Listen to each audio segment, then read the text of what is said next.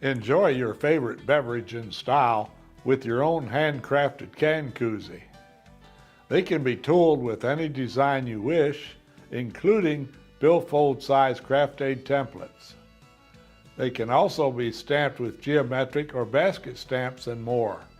Of course, they can be personalized as well. Using the pattern as a guide, I'll now cut my leather parts. The main part is cut from 8 to 9 ounce vegetable tanned leather.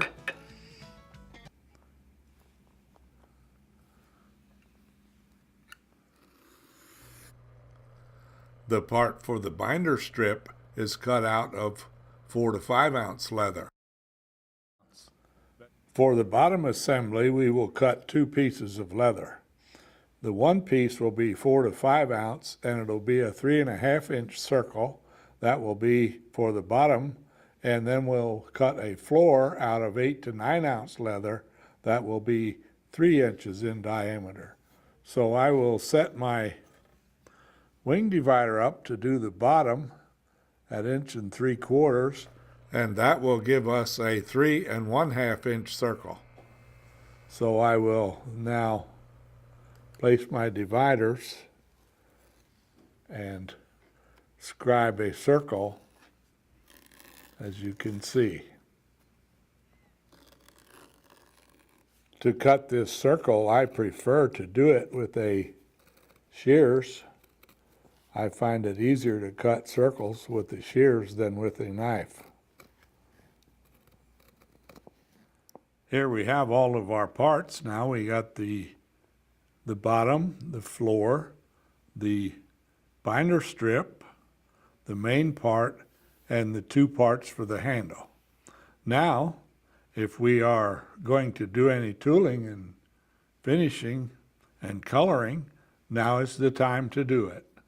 To insulate my koozie, I am using one of the finest insulating materials known to man.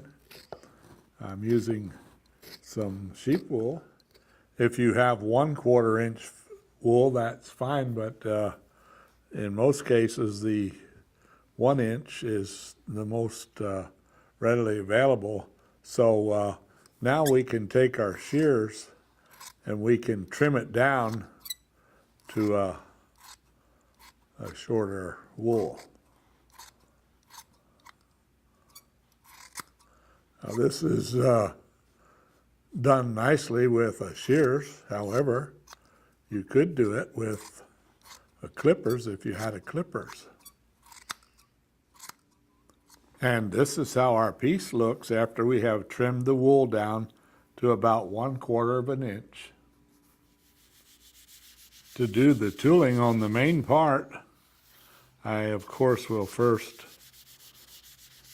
dampen the leather quite thoroughly, set it aside to let it dry until it begins to return to its natural color. I have decided to use a Sheridan style wallet pattern from the craft aid, as you can see.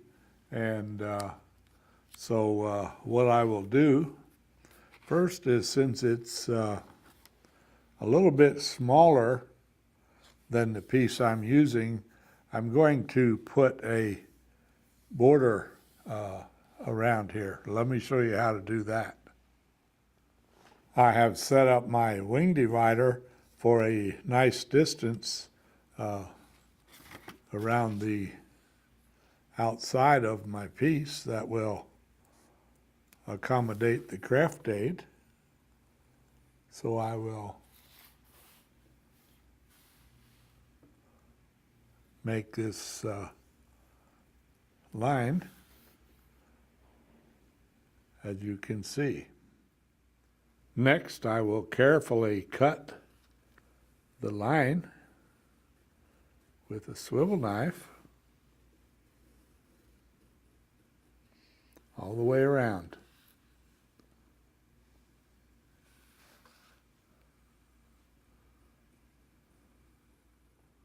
And now With a large beveler, I will bevel inside of the line all the way around.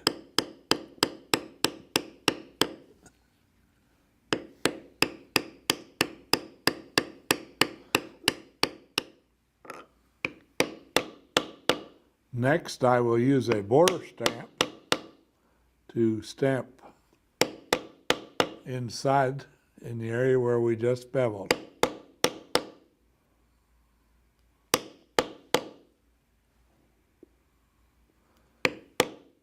And we'll do this, of course, all the way around.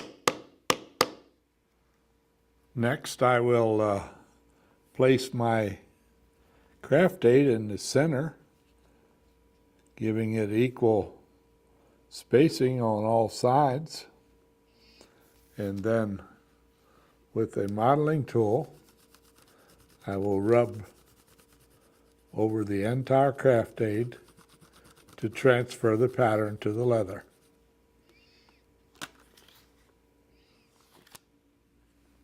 Next, I will cut my design with the swivel knife.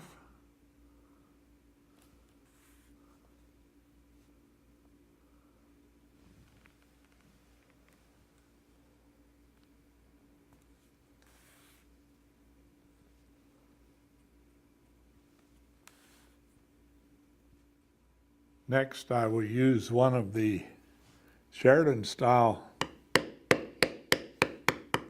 pear shaders.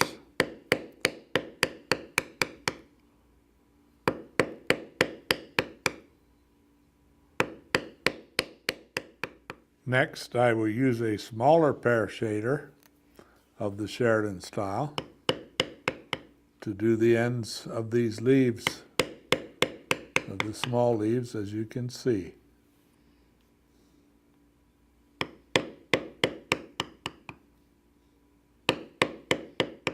Next, I will use the undercut beveler to lift the inside curves all around the flower. Next, I will use several of the steep bevelers to bevel the pattern. I will first use the large one to bevel inside of the border. I will do this all the way around.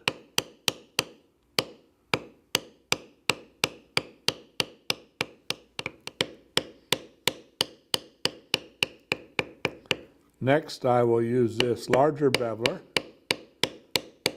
to do many of the long curving lines. Always use the largest beveler that you can.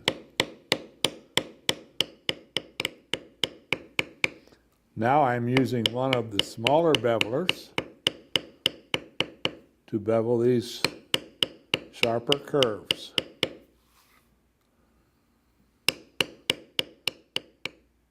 After I have completed the beveling on this part, I will now use the Mulesfoot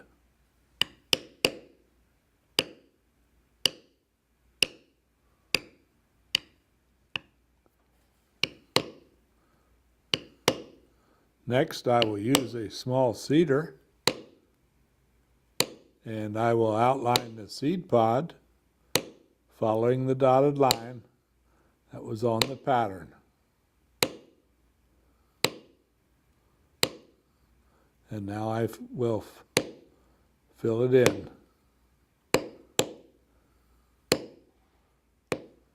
And now I will go back to my swivel knife and do the decorative cuts as shown on my craft aid pattern.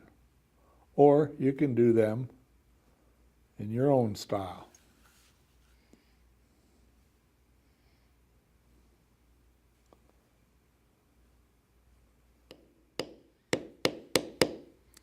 And finally, we will do the backgrounding.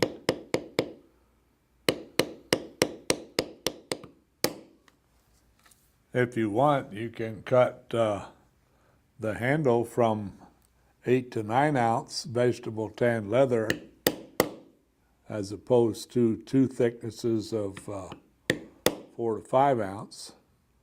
And now I'm stamping a border on here to match the pattern that I'm stamping on one of my Koosies. Here I have another one where I used a basket stamp for the design and stamped a name in there. Now I will begin the assembly by doing the edge finishing. I'll first edge bevel the top of this piece, front and back.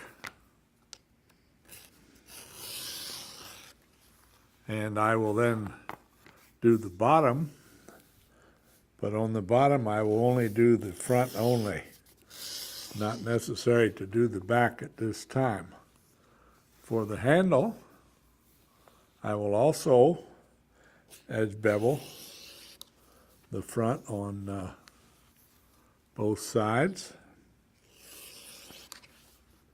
and the back side on both edges.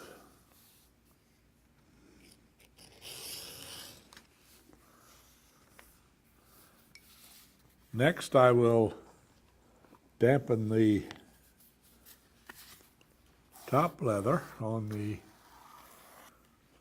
cover, and also I will dampen both edges on the handle piece. Of course, the handle is optional. You may or may not want to put a handle on. Now next I will take my wooden edge slicker and I will slick the top edge until it gets nice and smooth and shiny.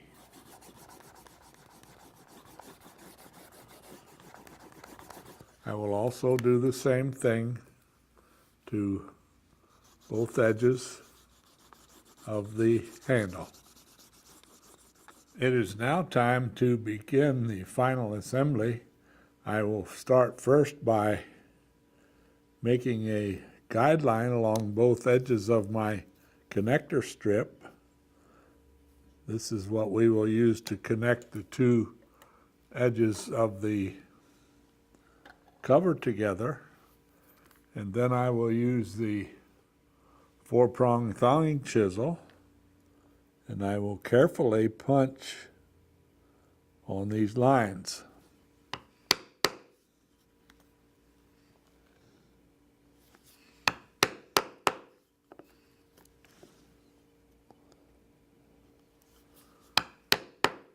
And we will do both sides at this time.